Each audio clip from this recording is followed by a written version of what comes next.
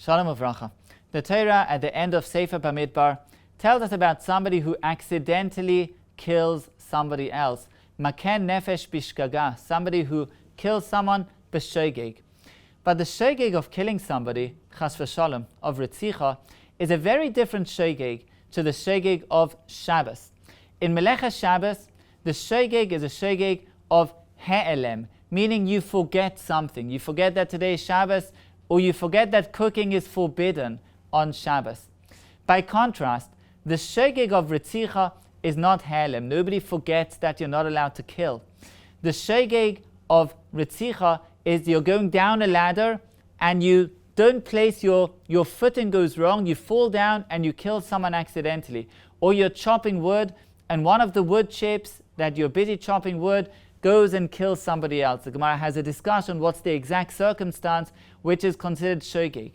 Now this type of shogeg for Melechas Shabbos is considered something called misasik, meaning you're doing something else entirely. Comes out to Chilul Shabbos, and that's not called shogeg. That's potter, because you don't have any awareness. You don't have any consciousness of the act of Melechas Shabbos, the Chilul Shabbos, the violation that you're committing, and therefore it's potter. There's no chiyuv whatsoever in Melechas Shabbos. But for retzicha, for killing somebody, there it's different. There, even such a shogeg of having a wrong footing or chopping wood, there you're chayav. You have to go into galus. You have to be exiled to an ir miklat until the death of the Kohen Gadol. Why are they different? Why are these two isurim, these two averos, so different in the category, in the definition of the shogeg? We learn about the distinction, the difference, from a Mishnah in Sanhedrin. The Mishnah tells us, Ve'elu shemetzilin oisan benafshon.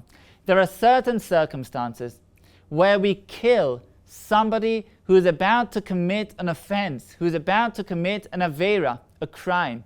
But what type of crime? Haroidef acha chavera lehargoi. Someone who's chasing after somebody else to kill him.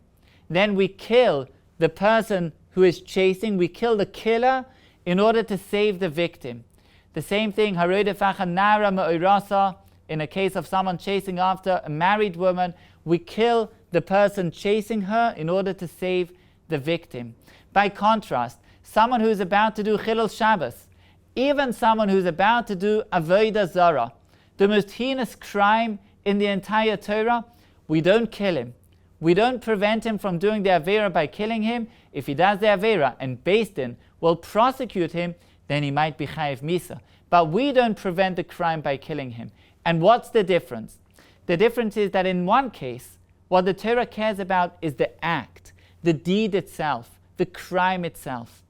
Whereas in the other case, the Torah doesn't care only about the deed, but it cares about the results. It cares about the victim.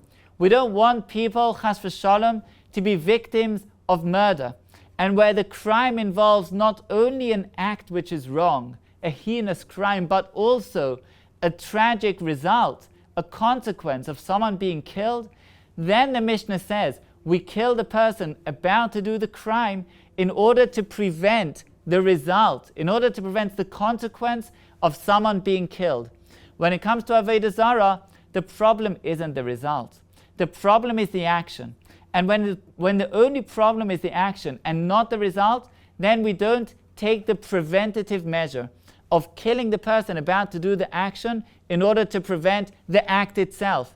Only when there's a consequence, when there's something that the Torah wants to prevent, not only in the act but in the consequence, then we take matters into our own hands and we kill the person who is a potential killer in order to save the victim.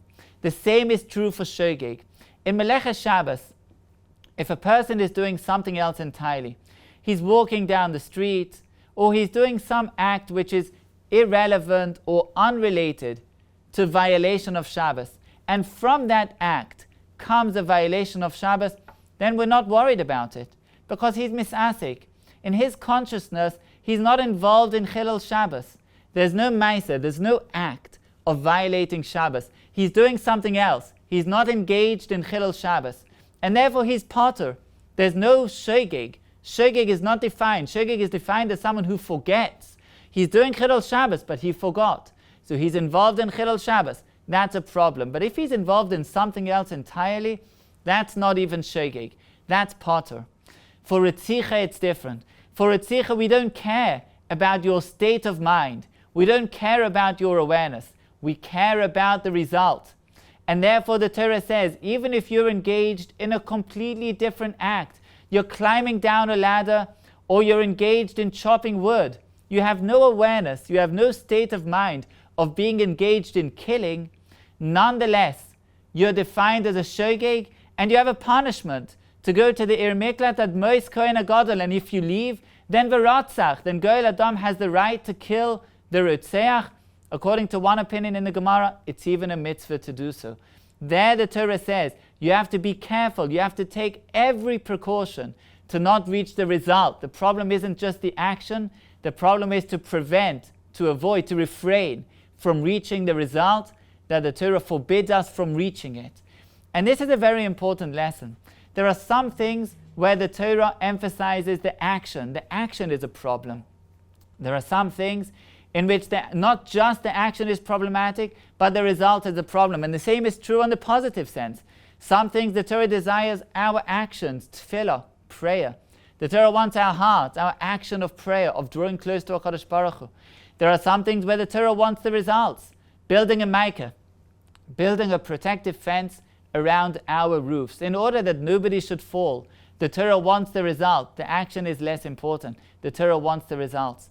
And the same is true for our everyday lives. Sometimes results are important. Don't get into a car crash. Sometimes actions are important. Do the right thing. Be the right person. Do the right act that's required of the moment. And often, both are important.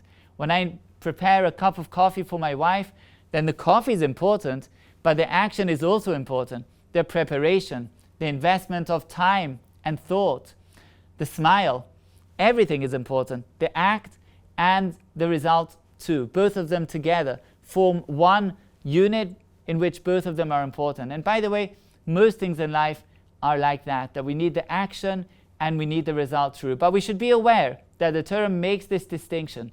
Some things, the emphasis is on the action, and others, the emphasis is on the result. And we need to be aware of what does the Torah want from us, where's the emphasis in mitzvahs and in our everyday lives. We should all have a wonderful Shabbos.